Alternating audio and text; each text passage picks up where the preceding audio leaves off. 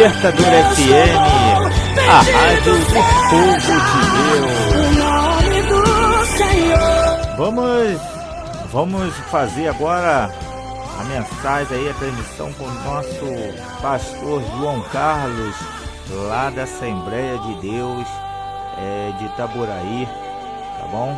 Então vocês vão escutar um panorama, né? Não é mensagem, ele falou que vai profundo, não fez muito profundo, mas que eu falei, ele vai trazer uma falei uma mensagem completa do acontecimento, ele falou, não, apenas um panorama, mas que seja, né?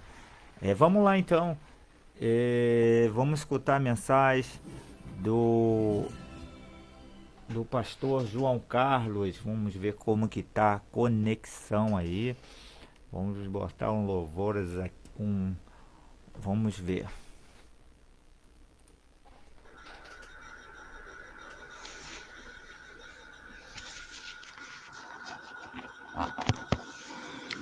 Querido ouvinte da Palavra de Deus, aqui quem vos fala é o pastor João Carlos Leal.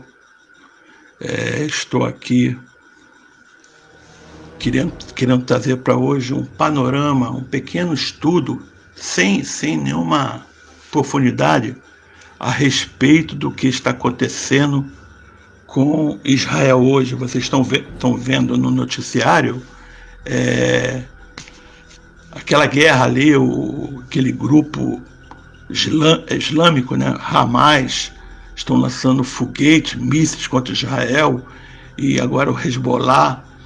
Então aquela guerra, Estados Unidos tem um escudo antimíssil, consegue destruir alguns, mas alguns estão caindo lá, está morrendo pessoas dos dois lados. E você sabe que isso não é a primeira vez, isso já acontece de algum tempo. A palavra de Deus, eu queria trazer alguma coisa sobre isso. Israel é o olho profético de Deus. A Bíblia diz lá em Lucas, no capítulo 21, versículo 29, Jesus disse assim, olhai, quando ele fala a respeito do final dos tempos, ele disse assim, olhai para a figueira, quando ela der os seus renovos, está próximo o fim, a minha volta. Então quem é figueira? É Israel. Em 1948, surgiu uma nação constituída, a nação de Israel, ali sob a direção da ONU. Interessante que houve um empate, e quem deu o voto de Minerva a favor da criação do Estado de Israel foi um brasileiro, Oswaldo Aranha. Então, desde 1948, já existe ali a nação constituída, a nação de Israel, né? Mas não só desde então de Israel, mas desde o começo da Bíblia, Israel vive em conflito. Por quê? Porque Deus escolheu através da família de Abraão, depois de Isaac e Jacó, um povo da qual ele chamou de Israel, para através desse povo ele mostrar a sua misericórdia, a sua bondade para com o mundo. Só que Israel tem desobedecido a Deus, o Antigo Testamento diz, desde o começo. Primeiro foi idolatria, aí Deus permitiu que eles ficassem 400 anos lá no Egito, sob o jugo de Faraó, até que eles fossem curados da idolatria. E depois Deus livrou de uma forma maravilhosa para que eles fossem a terra prometida que Deus havia prometido para eles.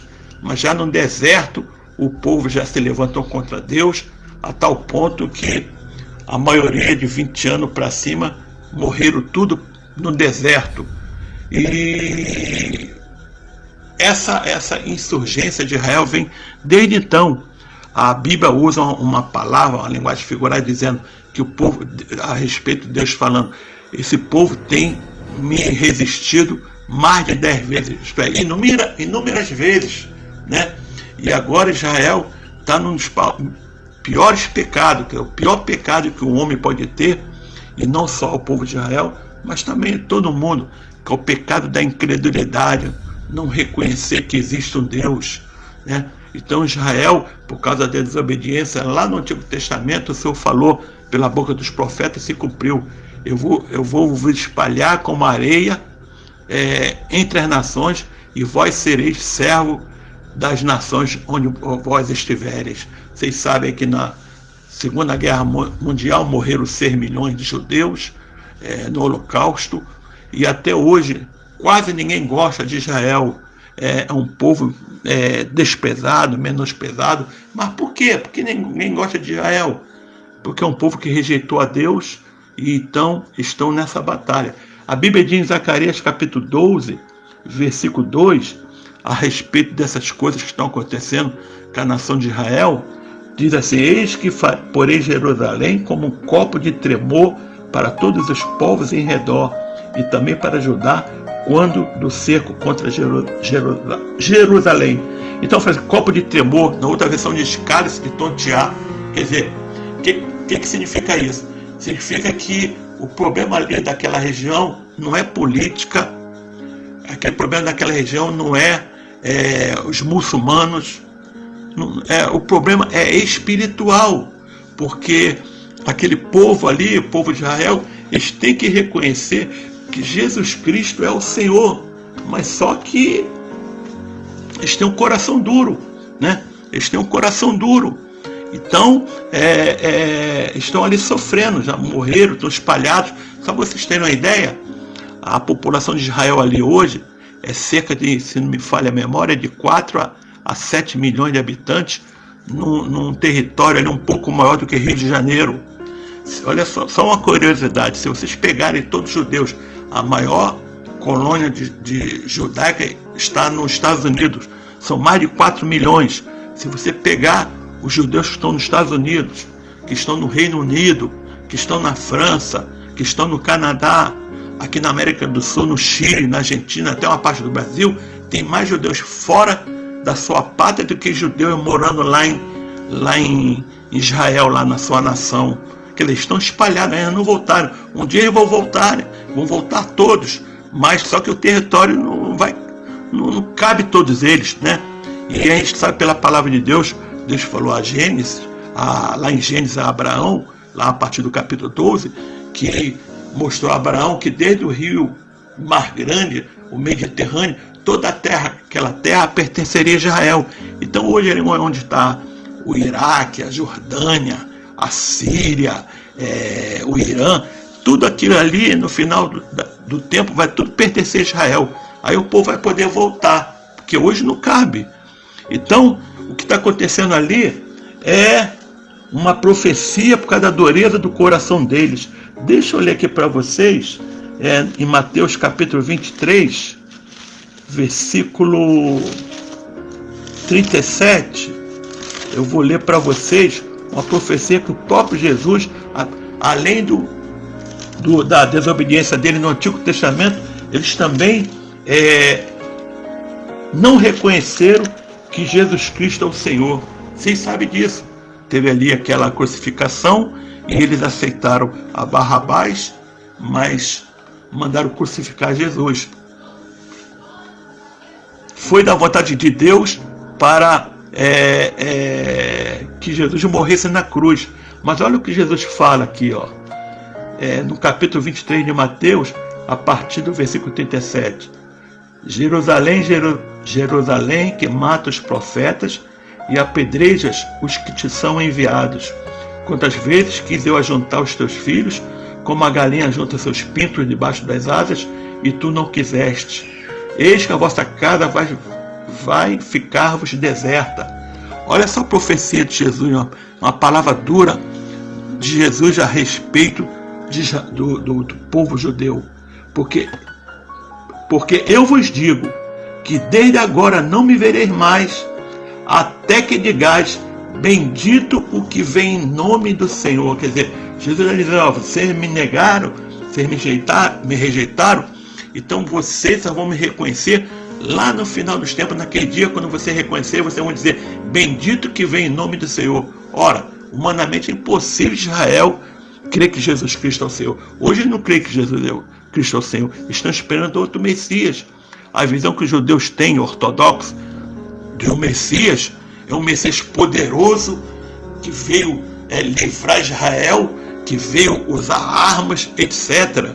Lembra que quando Jesus veio a esse mundo, Os próprios discípulos, está lá escrito no livro de Atos, capítulo 1, perguntou os discípulos, perguntaram ao mestre: Jesus, será agora que se dar-se-á o livramento do reino? Quer dizer, em outras palavras, o Senhor que vai nos livrar do jugo do Império Romano, porque quando Jesus veio estava sob o jugo do Império Romano. O que Jesus respondeu? Não, o meu reino não é desse mundo. Se o meu reino fosse desse mundo, eu rogaria ao Pai, ele mandaria legiões de anjos para pelejar a meu favor, mas o meu reino não é desse mundo. Então os discípulos não entenderam.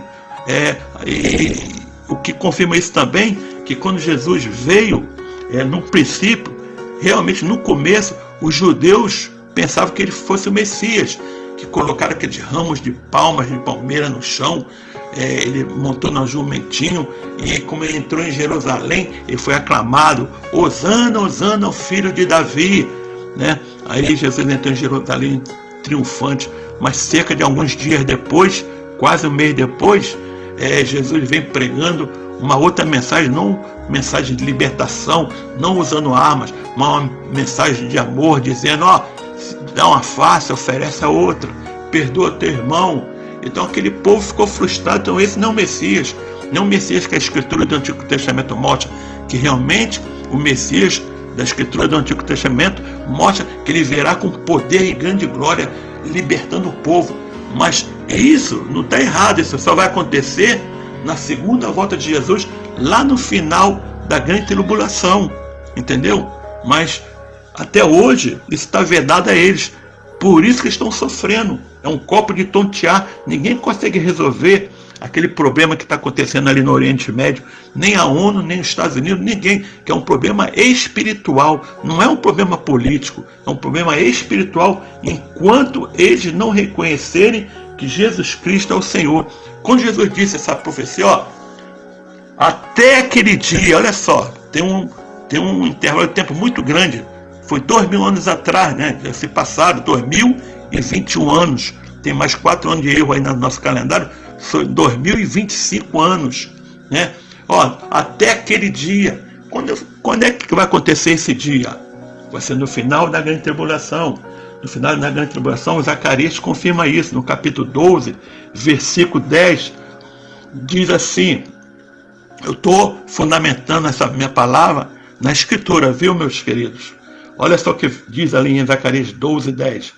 E sobre a casa de Davi e sobre os habitantes de Jerusalém derramarei o espírito de graça e de súplicas, e olharão para mim a quem traspassaram, e o plantearão como quem planteia por unigênito, e chorarão amargamente por ele, como se chora amargamente pelo primogênito. Então vê aí, eles vão reconhecer que é o Messias, porque eles vão ver as marcas nas mãos. Você vê que quando Jesus ressuscitou, os discípulos viram ele com o corpo ressurreto antes de subir ao céu, e Jesus mostrou as marcas na minha mão. Ele tem um corpo glorioso, mas as marcas dos cravos continuam. Por quê? Para provar lá na frente, nessa passagem, que ele é o Messias. Então eles vão reconhecer. Apocalipse 1:7, que ele vai vir visivelmente, vai vir visivelmente, e todo olho o verá. Apocalipse 1:7 fala isso. Eis que vem com as nuvens, e todo olho verá, até mesmo que o traspassaram, quer dizer, aquele que, né, o crucificaram, que é descendente dele, e todas as tribos da terra se lamentarão sobre ele. Só que ele vai vir libertar o povo de Israel, julgar as nações que se aliaram contra Israel. Ele vai vir julgar os povos, entendeu? E só que Israel, nessa época, na grande tribulação, que estuda escatologia sabe, que Israel estará quase sendo dizimado. A Bíblia diz no Apocalipse que nessa guerra do anticristo, no final de tudo, já não vai ser mais uma guerra humana, né? Os humanos vão participar, mas o anticristo, o Satanás, a besta, o falso profeta, eles vão vir, e haverá uma guerra espiritual, porque Satanás sabe que Jesus vai voltar. Ele foi vencido na cruz do Calvário. Então o que vai acontecer? Romanos, quer dizer, a terra vai ser dizimada. Lá em Apocalipse diz que a terça parte do mar, a terça parte das florestas, a terça parte dos céus, a terça parte da terra será abalada pela mão do Senhor, pela guerra, que será uma guerra terrível como nunca aconteceu antes. Mas será que vai sobrar alguém de Israel? Sim, vai sobrar. Olha o que o apóstolo Paulo, um homem que conhecia profundamente a Escritura, ele diz lá no Romanos capítulo 9, versículo 27. Também Isaías clamava acerca de Israel: ainda que o número dos filhos de Israel seja como a areia do mar, o remanescente é que será salvo. Quem é o remanescente? O que é remanescente? É o que sobra de uma grande batalha. Zacarias fala isso no capítulo 3, que farei passar esse povo Israel pelo fogo, como Orives faz com ouro, e só a terceira parte que será purificada. Então o remanescente é o que sobra. Então, irmãos, a gente tem que atentar também a respeito de nós da igreja.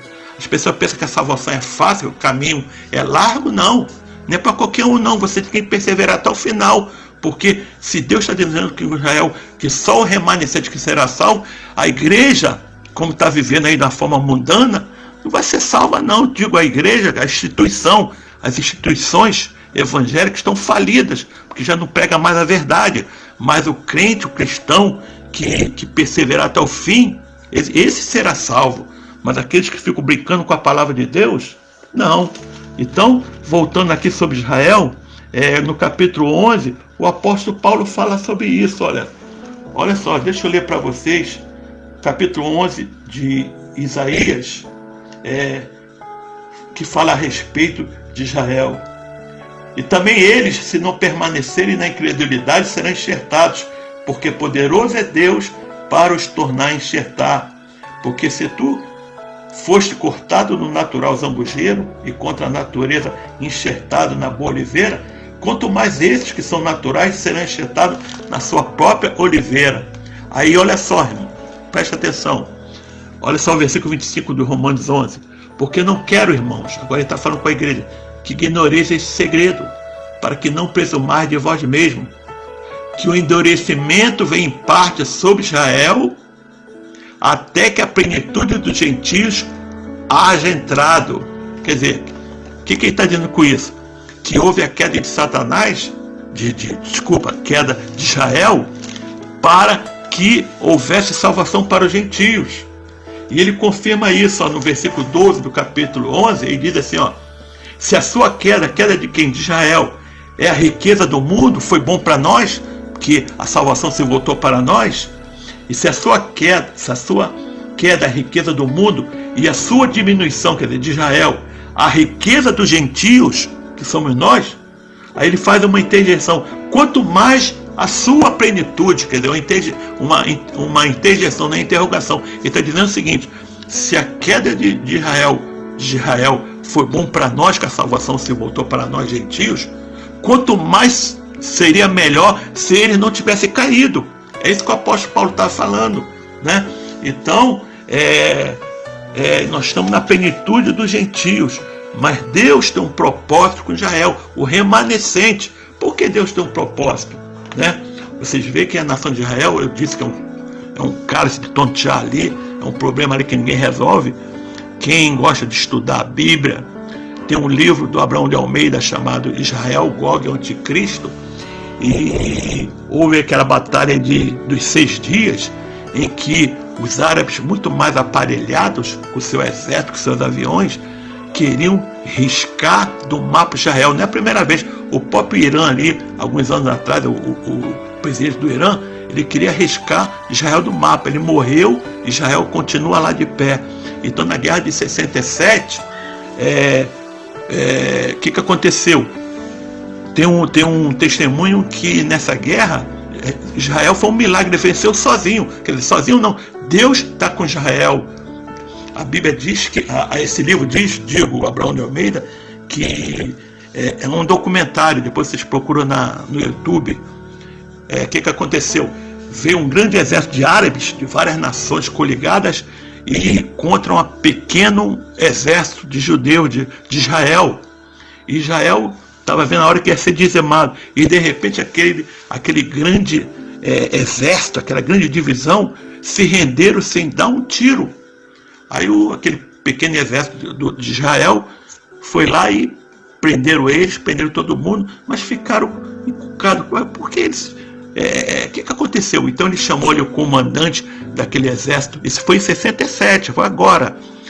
Perguntou: vocês sendo mais numerosos, vocês são mais aparelhados, mais poderosos, por que vocês se renderam a nós que somos inferiores numericamente, e vocês têm um armamento muito mais poderoso do que nós?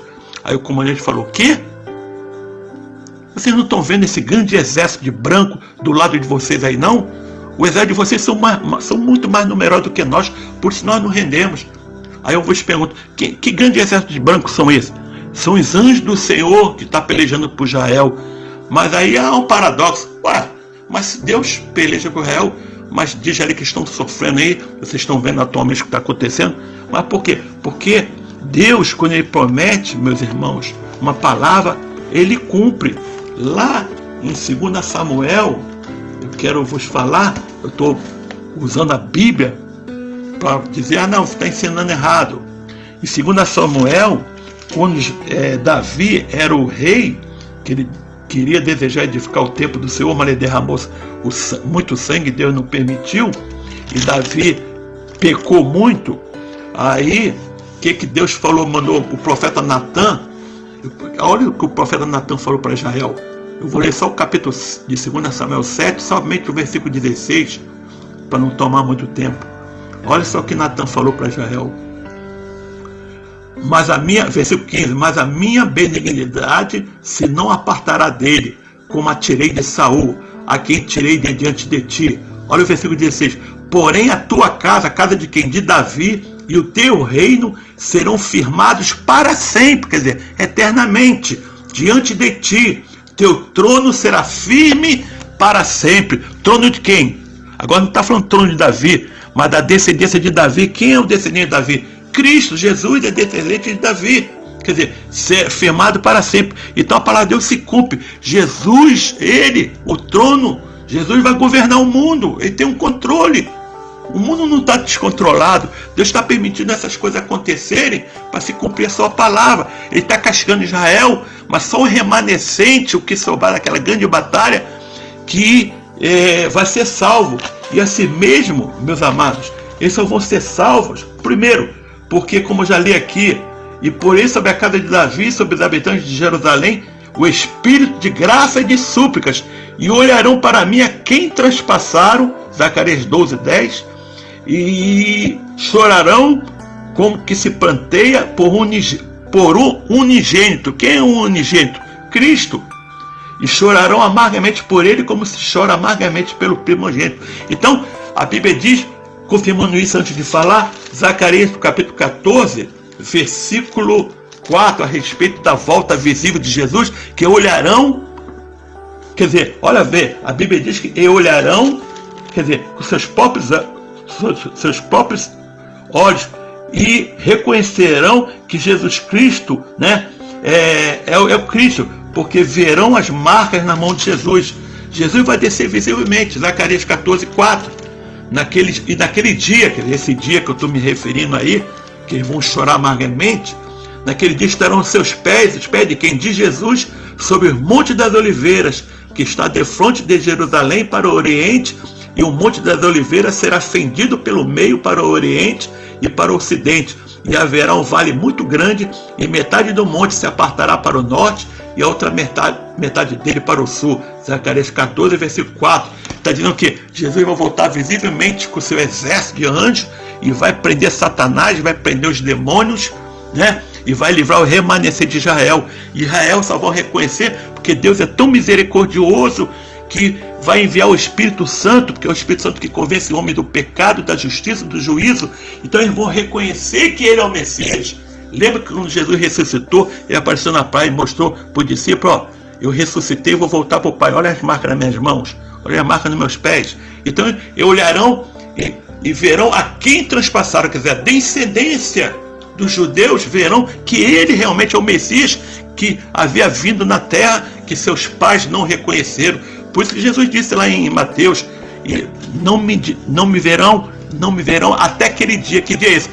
Lá no final de Zacarias 12 e Zacarias 14, quando Jesus descer visivelmente e libertar Israel, o remanescente de Israel, e libertar as nações que foram aliadas de Israel, né? Porque também o Senhor fala através de Abraão: bendita as nações que te abençoarem e maldita aqueles que te amaldiçoarem. Só para lembra, no nosso presidente anterior dava apoio aos palestinos, mas o nosso presidente atual, não sou político aqui, nem estou pregando político, ele restabeleceu a diplomacia com Israel. Então, as nações que for do lado de Israel, Deus vai ter misericórdia, mas as nações que se levantarem contra Israel, Deus vai apertar com vara de ferro. Meus amados irmãos, tudo que está acontecendo é a palavra de Deus. Nenhum tio, nenhuma vírgula há de se cumprir. Então, irmãos, se tem pandemia, se está vendo aquela guerra lá em Israel, está vendo isso tudo, não está num descontrole, não. Está o cumprimento dentro da palavra de Deus. Eu quero deixar uma palavra aqui para a igreja. Se Israel, ramo natural, capítulo 11, fala, depois você estuda em casa, dá uma lida. A Bíblia diz, o apóstolo Paulo, se Deus não poupou os ramos naturais, né, da figueira que é Israel, que eles rejeitaram para a incredulidade, cuidado nós que somos sambugeiro bravo, que foi enxertado na oliveira verdadeira.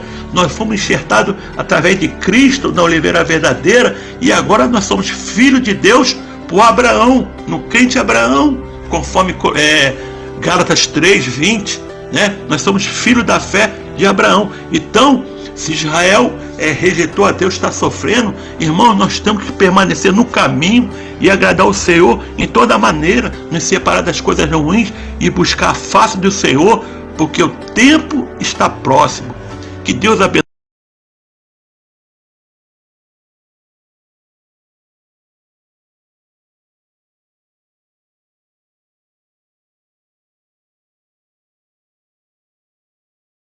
Fique firme na sua fé, busque mais o Senhor, se santifique, ore, leia a palavra de Deus, porque Deus tem um plano na nossa vida. Nós fomos enxergar a vera verdadeira e nós estamos firmes. Deus não tem compromisso com instituições, a Assembleia de Deus, o Batista, não, mas Deus tem um compromisso com a sua igreja verdadeira. Quem é a sua igreja verdadeira? A Universal Assembleia dos Santos, arrolada nos céus. São os crentes que estão fiéis em todas as denominações, que estão de pé na presença do Filho de Deus. Fique com essa palavra, que Deus os abençoe em nome de Jesus. Amém. Amém. Que estudo, né? Ele falou que não é estudo, não, é um panorama, mas que mensagem bonita, bem explicada. Então aprendi muito. E você que escutou a mensagem, tiver alguma dúvida, quiser fazer pergunta ao pastor João Carlos, pode mandar para mim aqui que eu envio para ele, tá bom? Mas essa aula que ele deu pra gente aí não precisa nem mais tem nem perguntas. Então, graças a Deus, né? Graças a Deus a internet já estabilizou, não caiu, graças a Deus. Então, mais breve a gente vai fazer botar mais uma internet aqui, pra gente não ficar aí sem escutar mensagens aí, quando a gente precisar fazer as transmissões aí com os pastores, tá bom? Vamos lá então continuar com a programação, né? Lembrando a todos que a rádio é 24 horas, então você não se preocupa, que tem muitos louvores, programação completa, tá bom? Vamos pro próximo louvor então. A casa é sua.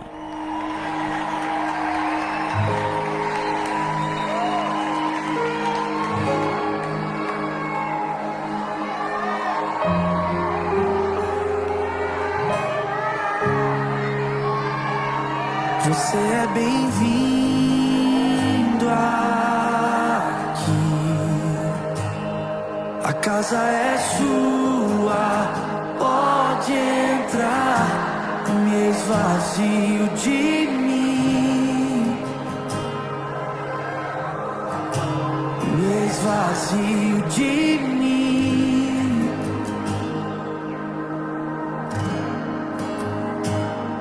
Sopra o teu vento aqui, toma o teu trono, vem reinar. Nós queremos te ouvir, oh, nós queremos te ouvir.